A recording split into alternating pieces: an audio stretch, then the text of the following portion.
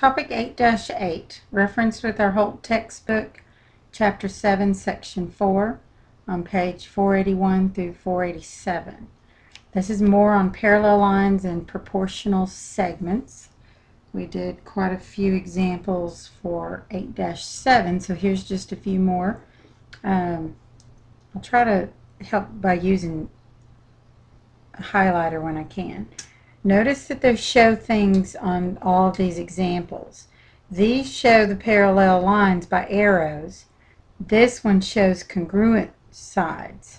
So if these are congruent and those are congruent, then you can say through the past theorem we've gone over that these two are parallel.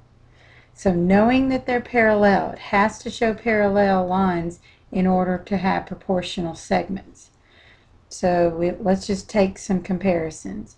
And again, you could say x is to x plus 1 as 4 is to 6, or I could even go x is to 4. We'll do it that way. X is to 4 as x plus 1 is to 6. Stay comparison to comparison. Cross products would give me 6x is equal to 4x plus 4. Subtract 4x on both sides, you'll get 2x is equal to 4. Therefore, x is equal to 2. Okay, label, label, label. They have some things labeled, but also label the one they didn't. If RT, you can use a bracket because that's labeling this distance here to here is 10, then we already know that y is 4. Why? Because 6 plus our y is equal to 10. Subtract 6 on both sides and you're going to get 4. Alright, for the other one, however, we're going to need to do the comparison of this is to this, now that we know what y is. 4 is to 6 as 2x minus 1 is to 9. Cross product, I'm leave myself much room here. You're going to have 36 is equal to 12x minus 6.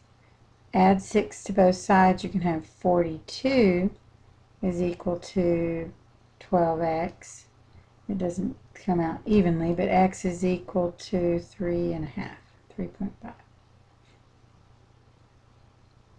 Example 3. Find the values of x and y. The first one let's do is y. Y we know to put these two equal. This little tick mark shows that those are congruent to one another. So you've got 2y plus 18 is equal to 5y minus 3. Solving this, you're going to add 3 to both sides would give you 21. Subtract the 2y and that's going to give you 3y. Divide by 3 and y is equal to 7. And solving for x, we learned that it takes 2 of these to make up this line. If I were to draw this with a piece of patty paper and then lined it up, there'd be a 5x minus 2, 5x minus 2. So 2 of our 5x minus 2's is equal to the 72. Distribute, that would be 10x minus 4. So 10x is equal to 74. Divide that and you're going to get 7.6. Just leave it in decimal form. Okay, 2 more examples. Again, these were the ones that's showing parallel lines cut by transversals.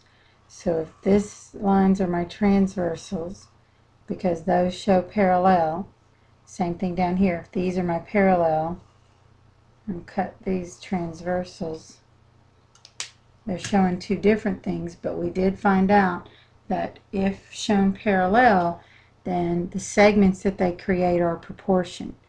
So this one's very similar to one we've done before. We don't want to mix our variables, so we'll take the comparison of this segment to this segment is proportion of this segment to this segment.